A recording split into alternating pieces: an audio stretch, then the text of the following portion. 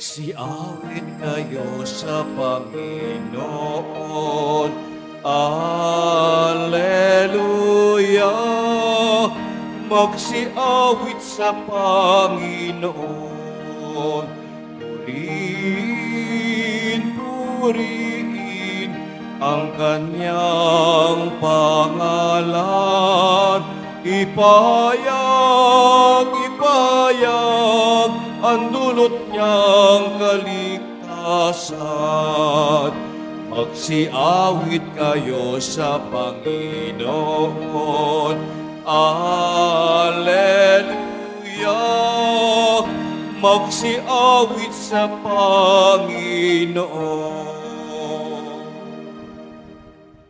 Sa ngalan ng Ama at ng Anak at ng Espiritu Santo, Amen. sumainyo ang Panginoon. At sumayo rin. Mga kapatid, aminin natin ang ating mga kasalanan upang tayo'y maging marapat gumanap sa banal na pagdiriwang.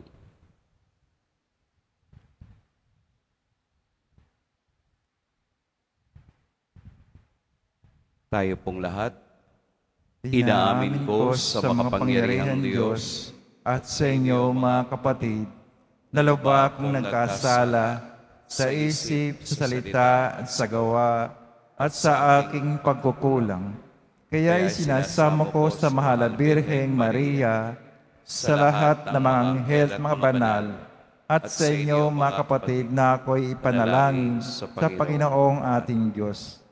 Kaawan tayo ng makapangyarihang Diyos, patawarin tayo sa ating mga kasalanan at patnubayan tayo sa buhay na walang hanggan. Amen. Panginoon, kaawaan mo kami. Panginoon, kaawaan mo kami. Kristo, kaawaan mo kami. Kristo, kaawaan mo kami. Panginoon, kaawaan mo kami. Panginoon, kaawaan mo kami. Manalangin tayo. Ama naming makapangyarihan, sa pagbibigay mo sa amin ng bagong pagsilang sa biniyag, pinagkalooban mo kami ng buhay mong walang wakas. Kaming pinatawad at binuhay para makapiling mo kailanman, ay pasapitin mo sa kaganapan ng iyong kadakilaan. Sa pamamagitan ni Jesucristo, kasama ng Espiritu Santo, magpa sa walang hanggan. Amen. Magsipo muna ang lahat.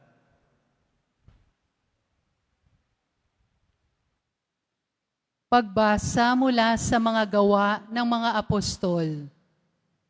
Noong mga araw na iyon, nagpunta si Pablo sa Derbe at Listra, at may isang alagad doon na ang pangalay Timoteo, anak ng isang mananampalatayang Hudiya at ng isang Griego.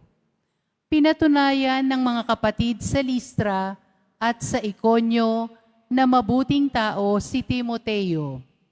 Ibig isama ni Pablo si Timoteo, kaya tinuli niya ito sapagkat alam ng lahat ng Hudyo sa lungsod na iyon na Griego ang kanyang ama. Sa bawat lungsod ng kanilang dinalaw ay ipinaalam nila sa mga kapatid ang pasya ng mga apostol at matatanda sa Jerusalem, at iniutos na sundin iyon. Kaya't tumibay ang pananampalataya, ang mga kaanib ng bawat simbahan, at dumarami ang bilang ng mga alagad araw-araw. Naglakbay sina Pablo sa lupain ng Phrygia at Galacia, sapagkat sinasala sila ng Espiritu Santo ng mangaral sa Asya. Pagdating sa hangganan ng Misiya, ibig sana nilang pumasok sa Britanya, subalit hindi sila pinahintulutan ng Espiritu ni Jesus. Kaya't bumagtas sila ng Misiya at patungo sa Troas. Kinagabihan, nagkaroon si Pablo ng isang pangitain. May isang lalaking taga-Macedonia nakatayo at nanamanhik sa kanya. Tumawid po kayo rito sa Macedonia at tulungan ninyo kami. Pagkatapos ng pangitaing ito, gumayak kami agad sapagkat natanto naming kami tinatawag ng Diyos upang ipangaral sa Macedonia ang mabuting balita. Ang salita ng Diyos. Salamat sa Diyos. Purihin ng lahat ang Diyos, parangalan siyang malugod. Purihin ng lahat ang Diyos, parangalan siyang malugod. Umawit sa kagalakan ang lahat ng mga bansa. Panginooy papurihan, paglingkuran siyang kusa. Lumapit sa harap niya at umawit ng may tuwa. Purihin ng lahat ang Diyos, parangalan siyang malugod. Ang Panginooy ating Diyos, ito'y dapat malaman. Tayo'y Kanya, Kanyang lahat, tayong lahat na nilalang, lahat tayo'y bayan niya, kabilang sa Kanyang kawan. Purihin ng lahat ang Diyos, parangalan siyang malugod. Mabuti ang Panginoon, pag-ibig niya'y walang hanggan. Siya'y Diyos na mabutit, laging tapat kailanman. Purihin ng lahat ang Diyos, parangalan siyang malugod. Tumayo na po ang lahat.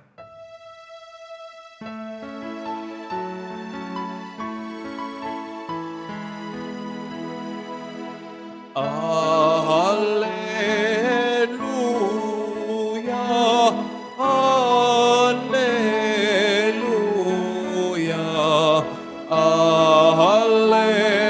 alleluia, alleluia. Kayong kay Kristo'y nabuhay, ay sa langit nakalaan upang kay Kristo pumisan. Alleluia, alleluia, alleluia,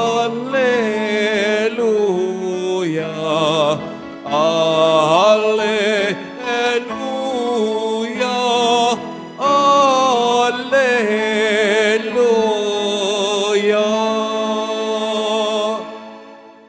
Sumainyo ang Panginoon. At sumayo rin. Ang mabuting balita ng Panginoon ayon kay San Juan.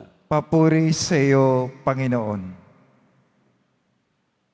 Noong panahong iyon, sinabi ni Jesus sa kaniyang mga alagad, "Kung napopuot sa inyo ang sanlibutan, dapat ninyong malamang napuot na ito sa akin bago sa inyo. Kung kayo nga'y sa sanlibutan, iibigin kayo nito bilang kaniya. Ngunit yamang hindi kayo sa sanlibutan, kundi pinili ko kayo mula rito, ito'y napopuot sa inyo. Alalahanin ninyo ang sinabi ko sa inyo, walang aliping higit kaysa kaniyang Panginoon. Kung ako'y inuusog nila, uusigin din nila kayo. Kung tinupad nila ang aking salita, tutuparin din nila ang salita ninyo. Ngunit ang lahat ng ito'y gagawin nila sa inyo dahil sa akin, sapagkat hindi nila nakikilala ang nagsugo sa akin."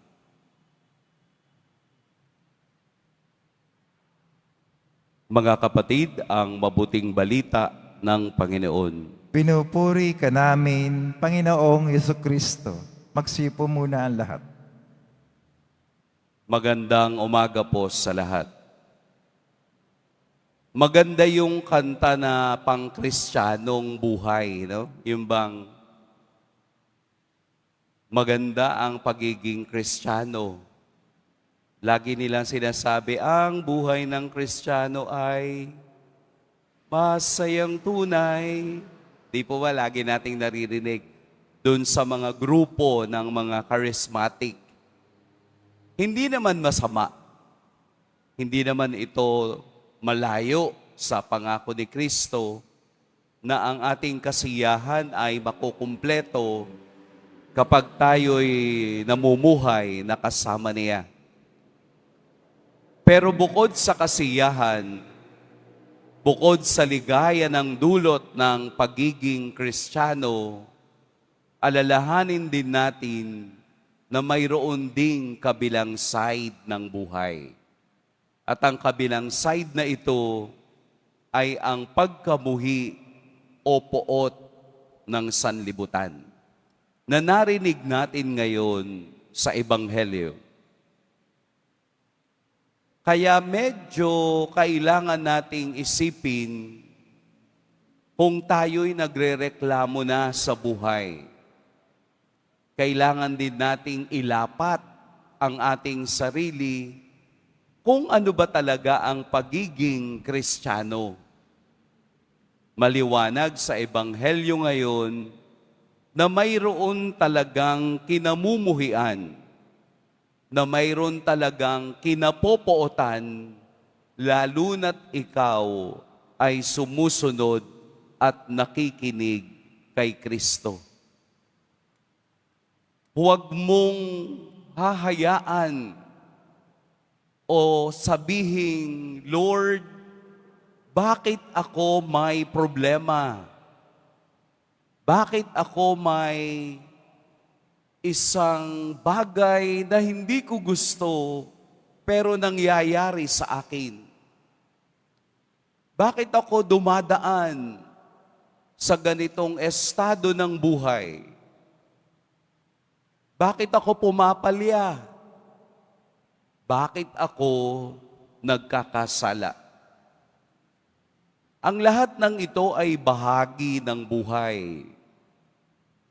Kaya nga lagi nating naririnig, life is not a bed of roses. Ang roses man, napakaganda, pero may tinik na napakasakit, tumusok sa kamay. Talagang dugo yung kamay mo. Ito ang paglalakbay natin bilang Kristiyano. Nakaakibat ang pagkapuot o yung pagkamuhi ng tao o ng bagay o ng mundo sa atin. Walang Kristiyanong 100% happy. Pero mayroong 100% joyful. Ano ang kaibahan ng happy and joyful? Kasiyahan at kagalakan. Ang kasiyahan ay time-bound.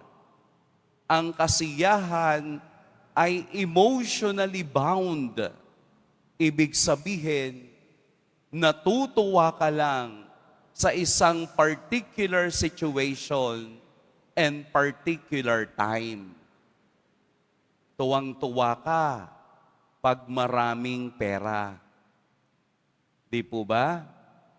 Kapag nawalan ng pera, nagkakasakit ng peratitis. Tuwang-tuwa ka kapag maganda ang inyong relasyon. Tuwang-tuwa ka kapag tuloy-tuloy ang biyaya ng Diyos.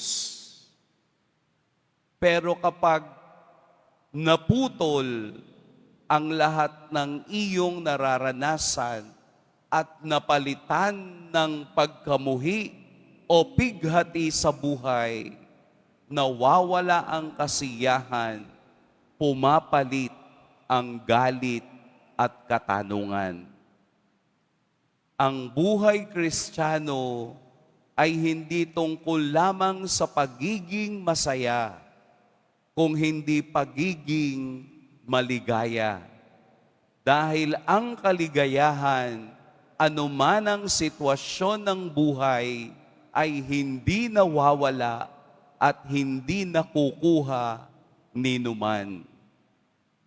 Ito ang unang itinuro ni Jesus, na sa kabila ng pighati ng buhay, sa kabila ng puot ng sanlibutan, si Kristo'y nanatiling nakatutok sa kaniyang misyong bigyan tayo ng kaligtasan. Ito ang mensahe ng Ebanghelyo sa araw na ito. Pamumuhian ka dahil sa pangalan ni Kristo. Pero ang pagkamuhi na iyon, ang galit na iyon, ay hindi dapat magmanipula sa ating pananampalatayang magpatuloy na sa kabila ng pag-uusig na yan, sa kabila ng poot na yan, mananatili akong naglalakbay sa daan ng buhay patungo sa kaniyang kaharian. We will hold on to the promise of Jesus na ang nagtatagumpay at nagtsatsaga ang siya lamang makakasama sa kaniyang kaharian. Sa lahat ng mga alagad ni Jesus, wala naman pong namatay sa kanila ng maayos na pagkamatay. Ang lahat ng kanilang kamatayan ay kahindik-hindik at madugo dahil sa pagsunod nila kay Kristo. Dahil alam nilang sila'y kamumuhian, pero sa ngalan ni Jesus, ito'y kanilang mapagtatagumpayan. Kaya po, sa araw na ito, gumagaan ang lahat ng pasanin natin sa buhay kapag ito'y inilapat natin sa pag-ibig sa Diyos. Gumagaan ang lahat ng mga challenges na pinagdadaanan kung ito'y nakatutok at nakakonekta sa awa at pag-ibig ng Diyos. Noon pong 2024, 13 misyonero ang pinatay. Anong rason? Sa pangalan ni Jesus. Ang 13 ito ay namatay dahil lamang sa pagpapalaganap ng biyaya at awa ng Diyos sa mga taong hindi pa nakaririnig o nagagalit sa Diyos. Bibigyan ko po kayo ng mga 4 na pangalan. Si Edward Bonja, coordinator ng Radyo Maria sa Congo, pinatay dahil lamang sa pagiging Kristiyano. Si Father Marcel Perez, pagkatapos siyang magmisa, pinatay dahil lamang sa pananampalataya. Si Father Juan Antonio Lorente, taga Spain, binugbog hanggang sa siya'y mawalan ng malay and eventually namatay. Si Father Lech Lachowicz na taga Poland, tinaga ng walang dahilan, namatay. From 2000 to 2024, 608 missionaries and pastoral workers ay namatay dahil lamang sa pananampalataya. Mahirap sumunod kay Kristo. Kapag daladala mo ang pangalang Kristo, It's either kamumuhian ka o ikaw ay itatakwil. Marahil hindi ninyo nararamdaman. Marahil hindi kayo aware na sa labas ng ating mundo, maraming mga Kristiyanong Katoliko ang nag-aalay ng buhay upang kanilang ibahagi ang mensahe ni Kristo ng kaligtasan. Komportable tayo sa Quiapo.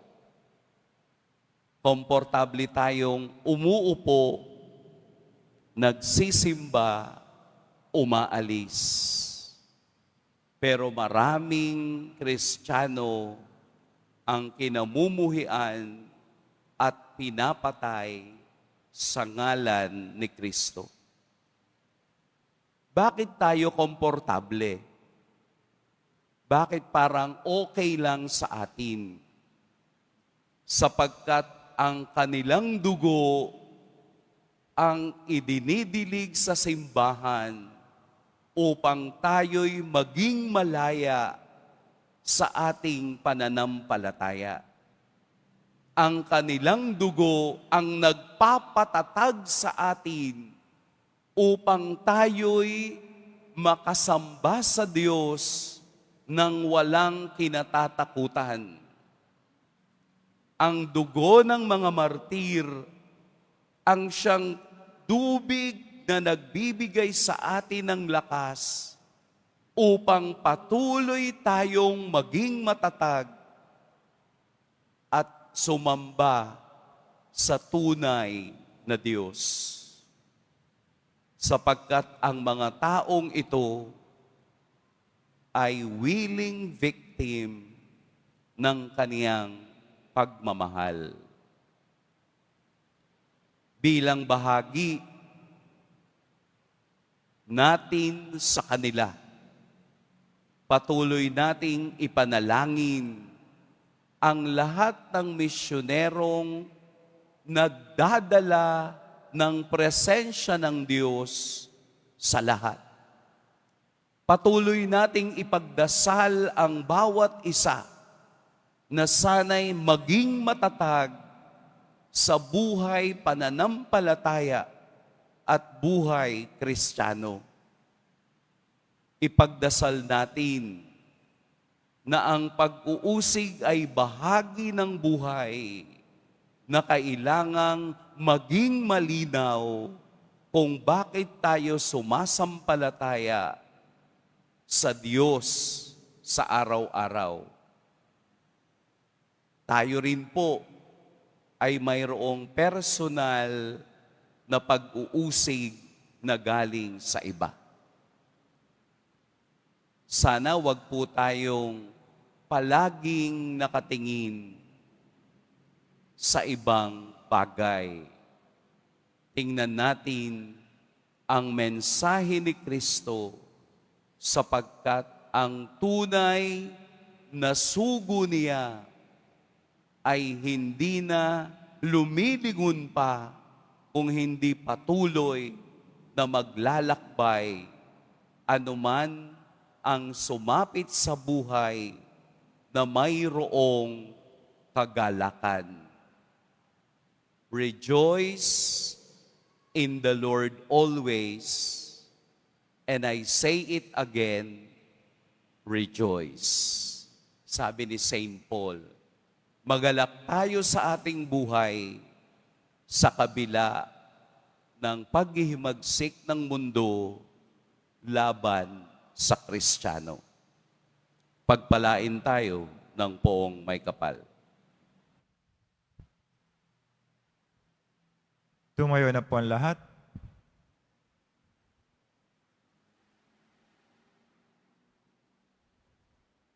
Minamahal kong mga kapatid, buong kagalakan nating purihin ang Panginoon na bumubuhay sa kaniyang anak mula sa mga patay at dahil dito ay nakatitiyak tayo ng buhay na walang hanggan. Hilingin natin ang tulong ng Panginoon sa mga panahon ng pagsubok. Ama, panatilihin mo kami sa iyong pag-ibig. Ama, panatilihin mo kami sa iyong pag-ibig. Ang ating mga pastor, lalo na ang Santo Papa at mga obispo, naway patuloy tayong busugin sa mabubuting aral. Manalangin tayo. Ama, panatilihin mo kami sa iyong pag-ibig. Ang mga inuusig dahil sa kanilang pananampalataya kay Hesu Kristo, naway patuloy na palakasin ng kapangyarihang walang maliw. Manalangin tayo. Ama, panatilihin mo kami sa iyong pag-ibig. Tayo naway makatagpo ng kagalakan sa ating pananampalataya kahit sa harap ng mga pagsubok at kasawian. Manalangin tayo. Ama, panatilihin mo kami sa iyong pag-ibig. Ang mga nagdurusa sa buhay na ito, lalo na ang mga may sakit, naway makatagpo ng ginhawa sa kalooban habang pinagninilayan ang inihahandog ni Jesus sa buhay na walang hanggan. Manalangin tayo. Ama, panatilihin mo kami sa iyong pag-ibig. Ang mga namayapang tapat sa Panginoon, naway makasalo sa walang hanggang piging sa kaharian ng Diyos. Manalangin tayo. Ama, panatilihin mo kami sa iyong pag-ibig. Ama naming Diyos, hinirang mo kami upang makasalo mo ng walang katapusan sa iyong kaharian. Pagkalooban mo kami ng lakas upang pasanin ang mga dusa at paghihirap, bunga ng pagkaunawang muli kaming bubuhayin sa pamamagitan ng mapagligtas na kapangyarihan ni Kristo. Inihiling namin ito sa pamamagitan niya na aming Panginoon. Amen. Magsipo muna ang lahat.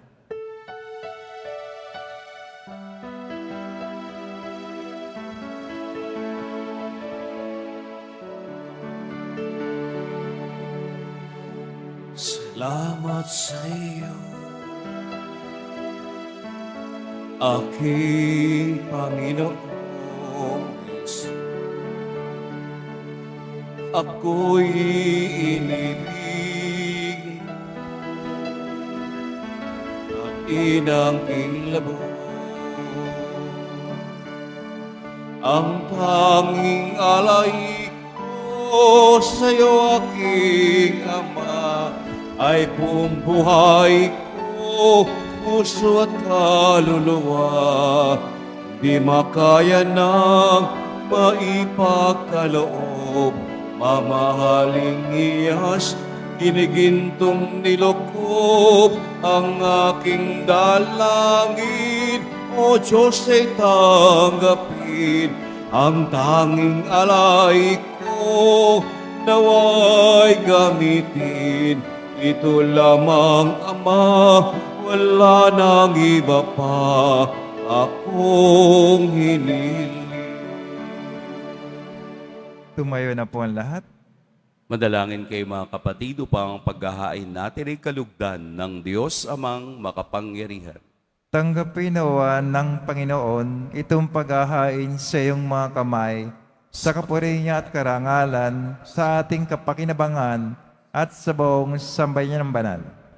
Ama naming lumikha, tanggapin mo at kalugdan ang mga alay ng iyong angkan, upang sa tulong ng iyong paglingap at pagsubaybay, ang bigay mo sa aming puhunan ay hindi masayang, kundi tumubo pa ng mga kaloob mong walang katapusan, sa pamamagitan ni Jesucristo, kasama ng Espiritu Santo, magpa sa walang hanggan. Amen. Sumainyo ang Panginoon. At sumayo rin. Itaas sa Diyos ang inyong puso at diwa. Tinaas na namin sa Panginoon. Pasalamatan natin ang Panginoong ating Diyos. Marapat na siya ay pasalamatan. Ama naming makapangyarihan, tunay ngang marapat na ikaw ay aming pasalamatan. Ngayong ipinagdiriwang ang paghahain ng Mesiyas, ang maamong tupa na tumubos sa aming lahat. Naghahaing walang humpay ang anak mong minamahal, upang magkasalo-salo ang tanan sa piging ng iyong buhay. Hindi na mamamatay ang inihain sa krus, Ang sa krus ay pinakoy, buhay lagi bilang handog.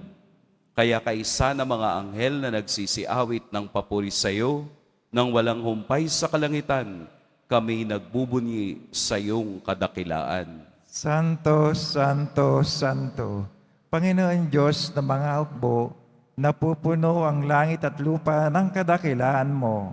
Hosana sa kaitaasan. Pinagpala na paririto sa ngalan ng Panginoon. Hosana sa kaitaasan. Magsilod po ang lahat. Ama naming banal, ikaw ang bukal ng tanang kabanalan. Kaya't sa pamamagitan ng iyong Espiritu, gawin mong banal ang kaloob na ito upang para sa amin maging katawan at dugo ng aming Panginoong Heso Kristo. Bago niya pinagtiis ang kusang loob na maging handog, hinawakan niya ang tinapay, pinasalamatan kaniya, pinaghati-hati niya iyon, iniabot sa kaniyang mga alagad at sinabi, "Tanggapin ninyong lahat ito at kanin. Ito ang aking katawan na ihahandog para sa inyo."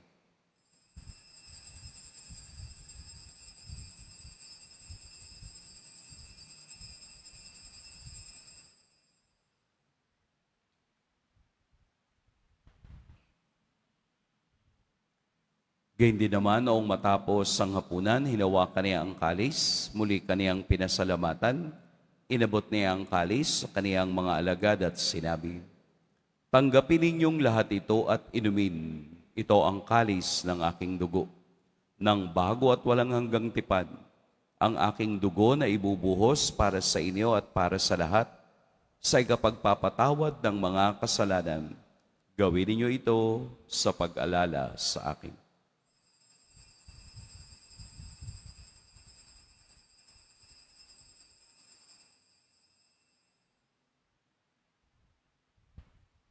Tumayo na po ang lahat. Ipagbunyi natin ang misteryo ng pananampalataya. Si Kristo'y namatay, si Kristo'y nabuhay, si Kristo'y babalik sa wakas ng panahon. Ama, ginagawa namin ngayon ang pag-alala sa pagkamatay at muling pagkabuhay ng iyong anak. Kaya't iniaalay namin sa iyo ang tinapay na nagbibigay buhay at ang kalis na nagkakaloob ng kaligtasan. Kami nagpapasalamat dahil kami iyong minarapat na tumayo sa harap mo para maglingkod sa iyo. Isinasamo namin kaming magsasalo-salo sa katawan at dugo ni Kristo ay mabuklod sa pagkakaisa sa pamamagitan ng Espiritu Santo. Ama, lingapin mo ang iyong simbahang laganap sa buong daigdig. Puspusin mo kami sa pag-ibig kay San Leon na aming Papa at ni Jose na aming obispo at ng tanang kaparian. Alalahanin mo rin ang mga kapatid naming nahimlay nang may pag-asang sila'y muling mabubuhay, gayon din ang lahat ng mga pumanaw. Kaawaan mo sila at patuloyin sa iyong kaliwanagan. Kaawaan mo at pagintapating kaming lahat na makasalo sa iyong buhay na walang wakas. Kaisa ng mahal na Birheng Maria na ina ng Diyos, ng kabiyak ng puso niyang si San Jose, kaisa ng mga apostol ni San Juan Bautista, at ng lahat ng mga banal na namuhay dito sa daigdig ng kalugod-lugod sa iyo, maipagdiwang nawa namin ang pagpupuri sa ikararangal mo sa pamamagitan ng iyong anak na aming Panginoong Heso Kristo. Sa pamamagitan ni Kristo, kasama niya at sa Kanya, ang lahat ng parangal at papuri sa iyo, Diyos, Amang makapangyarihan, kasama ng Espiritu Santo, magpa sa walang hanggan. Amen. Sa tagubilin ng nakagagaling na utos at sa turo ni Jesus, na Panginoon natin at Diyos, ipahayag natin ng lakas loob. Ama namin, Sumasalangit ka, sambahin ang ngalan mo, mapasa amin ang kaharian mo, sundin ang loob mo dito sa lupa para nang sa langit. Bigyan mo kami ngayon ng aming kakanin sa araw-araw, at patawarin mo kami sa aming mga sala, para ng pagkapatawad namin sa nagkakasala sa amin, at huwag kaming pahintulot sa tukso, at tadya mo kami sa lahat ng masama. Hinihiling namin kami iadya sa lahat ng masama. Pagkalooban ng kapayapaan araw-araw, iligtas sa kasalanan at ilayo sa lahat ng kapahamakan. Samantalang aming pinananabikan ang dakilang araw ng pagpapahayag ng tagapagligtas naming si Heso Kristo. Sapagkat iyo ang kaharian at ang kapangyarihan, tangkapurihan magpakailanman. Amen. Panginoong Hesukristo, sinabi mo sa iyong mga apostol, kapayapaan ang iniiwan ko sa inyo, ang aking kapayapaan ang ibinibigay ko sa inyo. Tunghayad mo ang aming pananampalataya at huwag ang aming pagkakasala. Pagkalooban mo kami ng kapayapaan at pagkakaisa ayon sa iyong kalooban, kasama ng Espiritu Santo, magpa sa walang hanggan. Amen. Ang kapayapaan ng Panginoon naway laging sumainiyang lahat. At sumayo rin. Magbigayan kayo ng kapayapaan sa isa't isa. Kordero ng Diyos na nag-aalis ng mga kasalanan ng sanlibutan, maawa ka sa amin. Kordero ng Diyos na nag-aalis ng mga kasalanan ng sanlibutan, maawa ka sa amin. Kordero ng Diyos na nag-aalis ng mga kasalanan ng sanlibutan, ipagkaloob sa amin ang kapayapaan. Magsilod po ang lahat. Narito si Jesus ang ating kalakasan sa gitna ng pagkabuhi ng mundo. Ito ang kordero ng Diyos. Ito ang nag-aalis sa mga kasalanan ng sanlibutan. Mapalad ang inaanyayahan sa kaniyang piging. Panginoon, hindi ako karapat-dapat na magpatuloy sa iyo, ngunit sa isang salita mo lamang ay gagaling na ako.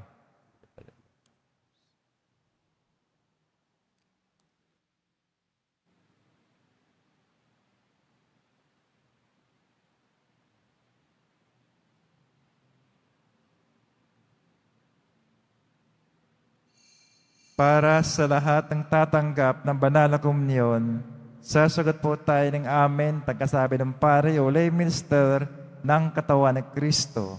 At isubok at bibig bago umalis sa panampare o lay minister. Sumunod po tayo.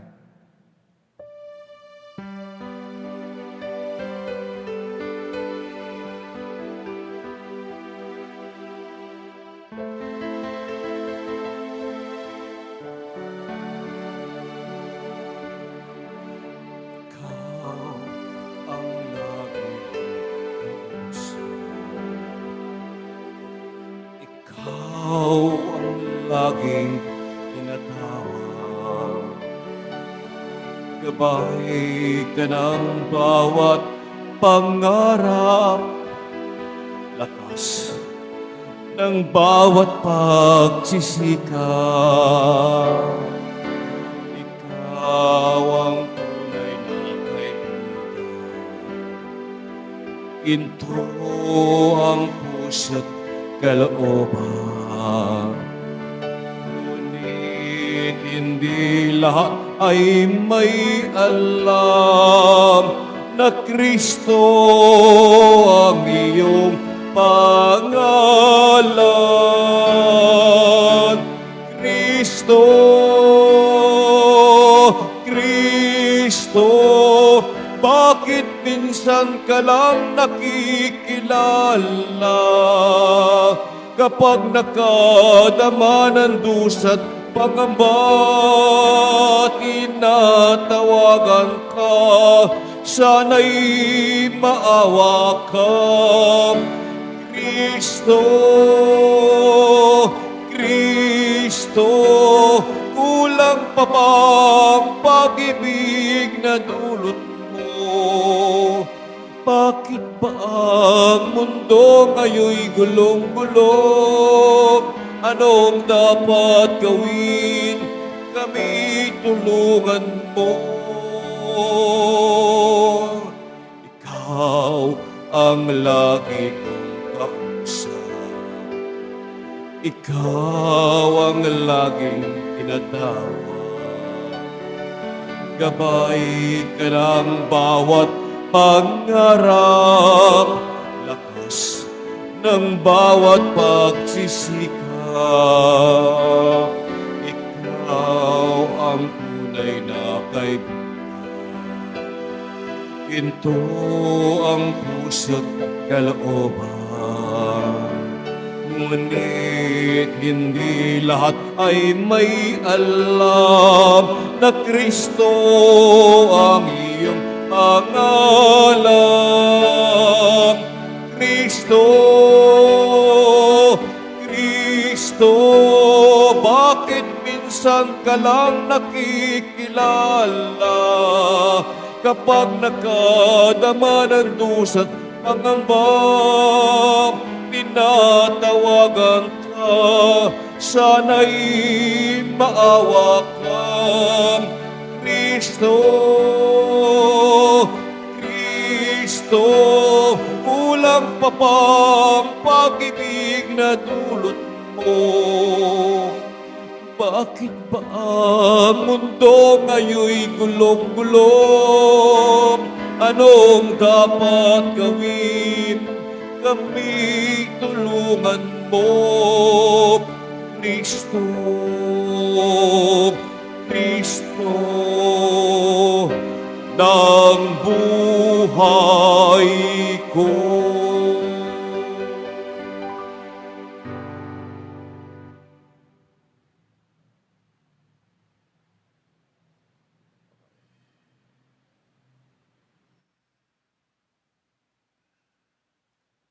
Mga kadeboto, pabibili pa rin po sa ating parish office ang Nazareno images, Nazareno medallion, at ang Nazareno Novena and Prayer Booklet in English or Tagalog.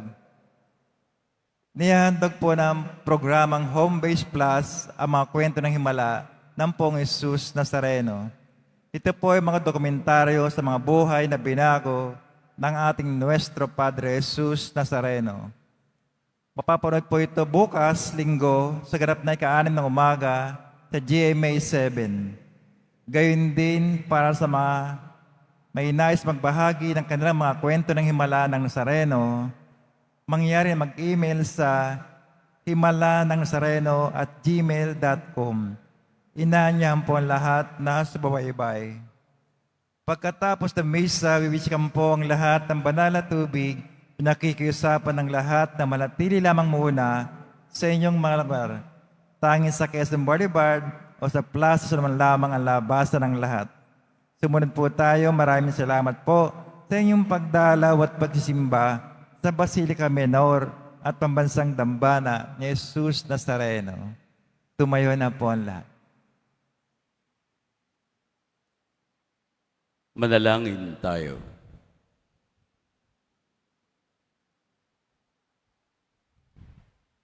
Ama naming mapagmahal, ipagpatuloy mo ang iyong matapat na pagsubaybay sa iyong mga dinudulutan ng kaligtasan upang ang mga ipinagpakasakit na sagipin ng iyong anak ay makinabang sa pagkabuhay niyang nagbibigay galak sa pamamagitan niya kasama ng Espiritu Santo magpas sa walang hanggan. Amen. Sumainyo ang Panginoon. At sumayo rin. Yumuko kayo para sa pagbabasbas. Mahal na Poong Jesus Nazareno, inihayag mo sa pamamagitan ng krus ang walang maliw na pag-ibig ng Diyos sa sangkatauhan. Pakinggan mo po ang kahilingan, lalo na para sa mga nangangailangan ng iyong tulong at awa. Makamtan nawa namin ang iyong kasagutan na may utang na loob na tinatanaw. Basbasad din po ninyo itong mga imahen at dasalan upang lalo kaming manalangin at magtiwala. Sa pamamagitan ng bendisyon na ito, naway lalo kaming maging mapaglingkod, masunurin na tapat sa iyo na aming maluwalhating Panginoon magpas sa walang hanggan. Amen. At pagpalain kayo ng makapangyarihan at mapagmahal na Diyos, ang Ama at Anak at Espiritu Santo. Amen. Humayo kayong taglayang kapayapaan ng Poong Jesus Nazareno. Salamat sa Diyos.